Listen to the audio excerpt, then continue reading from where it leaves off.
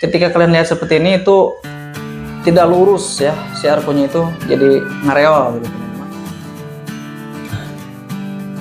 Nah teman-teman, penyebab layangan berat sebelah itu dikarenakan lengkungan sayap. Nah ini layangan buatan saya ya, lihat ini ada labelnya, lihat.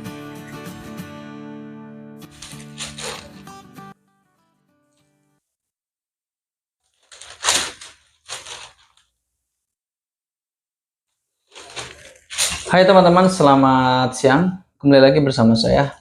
Oke teman-teman, pada kesempatan kali ini saya akan membahas tentang kenapa layangan bisa berat sebelah atau penyebab layangan itu bisa berat sebelah. Jadi layangan berat sebelah itu bisa disebabkan oleh beberapa faktor ya. Bisa dari serutan arku sayapnya yang kurang pas, ya kurang seimbang, ataupun juga dari bambunya yang kurang bagus ya teman-teman, itu bisa juga mengakibatkan berat sebelah. Dan juga dari cara kita memasang benang guranteng ya, atau guranteng memasang benangnya, itu juga berpengaruh ya teman-teman.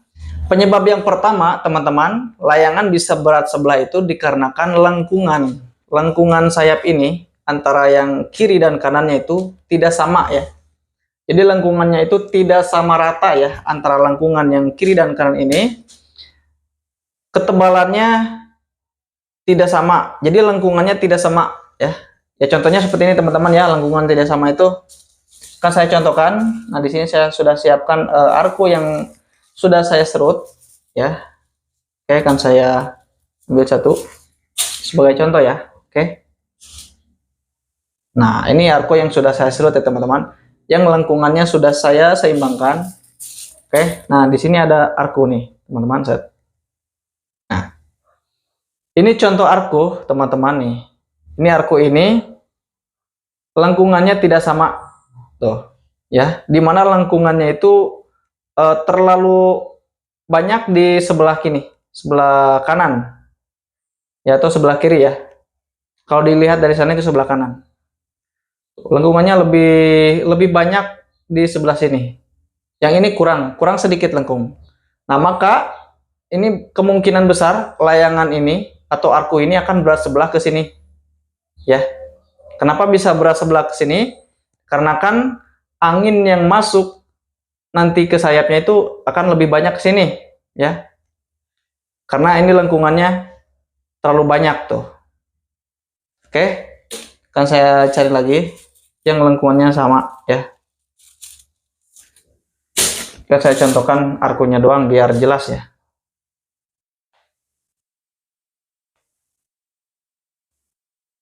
Nah oke teman-teman, seperti ini nih ya. Nah ini arku sayap yang lengkungannya sama ya. Jadi lengkungan antara kiri dan kanan itu sama ya. Tuh. Jadi angin yang masuk melalui sayap itu sama ya. Ini berlaku untuk semua layangan ya teman-teman.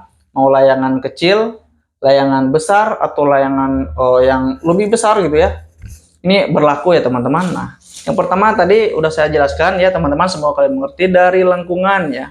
Kalian itu harus perhatikan dari kalau kalian ingin membuat layangan itu harus perhatikan di bagian sayap ya. Lengkungannya itu harus sama ya. Nah, dan kalau misalkan kalian bertanya seperti ini, Bang, kenapa nggak ditimbang Bang untuk supaya layangan tidak bersebelah? Sebenarnya menurut saya menyeimbangkan arku atau sayap seperti ini sebenarnya itu tidak terlalu berpengaruh ya teman-teman. Walaupun ditimbang seperti ini ya, ditimbang udah sama, tetapi itu tidak menjamin layangan tidak akan bersebelah ya. Yang terpenting itu lengkungan teman-teman ya, bukan dari timbangan seperti ini. Karena layangan bisa berat sebelah itu bukan karena timbangan seperti ini, karena angin yang masuk ke sayap itu beda teman-teman, tidak sama.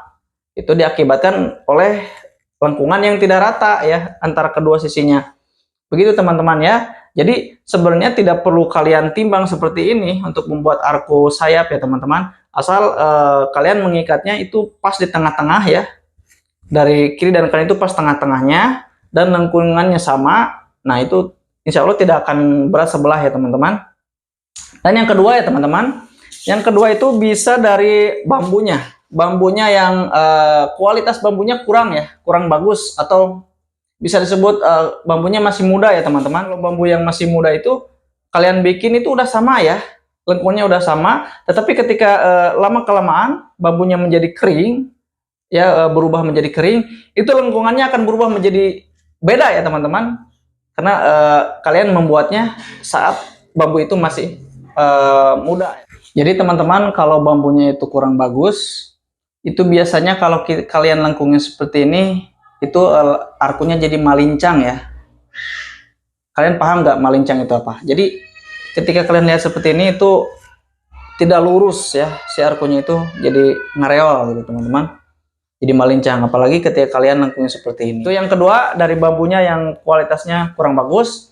Yang ketiga teman-teman, bisa terjadi dari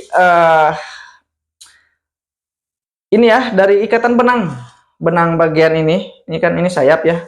Sayap itu kan diikat menggunakan benang set ke bawah ekor. Yang kiri dan kanan itu tidak sama ya, atau sedikit berbeda ya, panjang sebelah, inti nama panjang sebelah. Kiri dan kanan ini harus sama ya teman-teman, karena kalau tidak sama nanti arkunya tidak akan sama rata, jadi naik sedikit gitu, naik sebelah teman-teman. Nah, itu juga akan menyebabkan angin itu akan masuk ke layangan ini melalui sayap, itu tidak rata ya, tidak sama anginnya itu. Misalkan angin yang masuk ke sayap, ke layangan ini, yang ke sebelah sayap ini 50%, dan yang masuk ke sayap sebelah ini itu 43% ya, jadi tidak ada 7%. Nah, contohnya seperti itu teman-teman ya. Jadi harusnya angin yang masuk ke sayap ini ya 50%, dan yang masuk ke sini 50%. Nah, harusnya seperti itu teman-teman ya. Karena dikarenakan ada yang tidak beres, yang disebabkan oleh entah itu sayapnya lengkungannya tidak sama, atau benang ini tidak sama rata dari kedua sisinya, atau juga dari bambunya ini yang kurang bagus. Nah, jadi mengakibatkan si angin yang masuk ke sayap ini tidak sama rata ya teman-teman. Nah, itulah teman-teman bagaimana layangan itu bisa berasap. Oke teman-teman, semoga dengan penjelasan barusan kalian mengerti ya teman-teman, dan semoga juga bermanfaat buat kalian semua. Oke, sampai di sini dulu untuk video kali ini. Sampai jumpa lagi di video saya selanjutnya. Mantap.